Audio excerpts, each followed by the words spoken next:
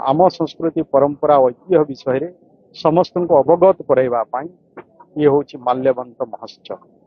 ये गोटे सबु प्रकार संस्कृति परंपरा और ये समन्वय हो पारुछि। ता सहित भी ये माल्यवंत महोत्सव माध्यम रे एटी टूरिज्म क्षेत्र रे भी एटी विकास हो पारिबो।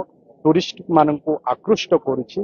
आज एठीर मालकानगिरी साबेरी नदी कथा कहतु, सिलेरी नदी कथा कहतु, जार माटीर महक आज मालकानगिरी को परिपुष्ट करुछि।